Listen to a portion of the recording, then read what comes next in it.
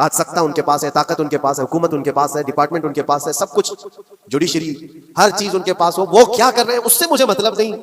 میں آپ سے یہ پوچھنا چاہتا ہوں، مجھے رہزنوں سے غرض نہیں، تیری رہبری کا سوال ہے. تم خیر امت ہو، رسول پاک کی امت میں ہو، تمہاری بھومکا جس کو کہا جاتا ہے، تمہاری یہاں پر زندگی کے معاملات یہ بہت زیادہ اہمیت کے حامل ہیں. تم کیسے بن سکتے ہو آج؟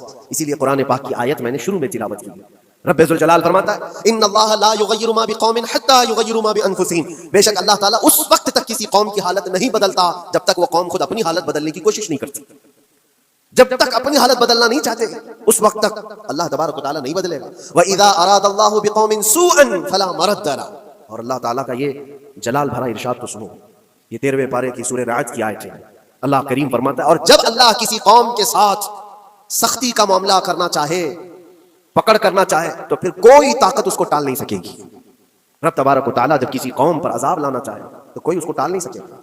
تو بدلو. اسی لیے شاعر نے کہا تھا جگہ جگہ کے تھک چکے ہیں تمہیں یہ ہنگامے، نشاتے لذت خواب گراں بدل ڈالو. کیا مطلب ہے؟ روز ایک ایک ہنگامہ ہوتا ہے، تم کو جگا رہا ہے، اٹھ جا اے مسلمان اٹھ جا. نشاتے لذت خواب گراں بدل ڈالو، لمبی نیند سونے کی جو عادت پڑی ہوئی ہے اس مزے کو بدل ڈالو. غلط روی سے منازل کا بعد بڑھتا ہے، مسافروں رویش کارواں بدل ڈالو.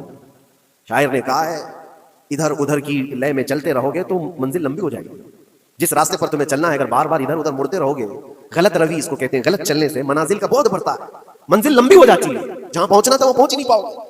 اسی لیے شاعر کہتا ہے مسافروں رویش کارواں بدل ڈالو، قافلے کے چلنے کا جو طریقہ ہے اس کو بدل لو تم. یہ پوری کی پوری بات ہم پر فٹ ہوتی ہے. چلنے کا انداز بدل ڈالو اے نوجوان.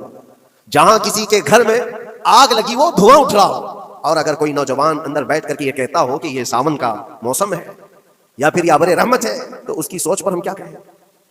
جہاں آج پوری قوم قسم پرسی کے عالم میں ہو، امت محمدیہ کے یہ حالات آج دیکھ رہے ہیں، روزانہ دیکھ رہے ہیں. تم شیئر تو کرتے ہو، ہر جگہ شیئر کرتے ہو، اور سارے ریلز پر تم جو دیکھتے ہو ہنگامے روز، صرف ہندوستان کے نہیں پوری دنیا بھر کے فلسطین کے مظلوم بچوں کی لاشیں دیکھتے ہو اور شیئر کر کے آگے بڑھ جاتے ہو.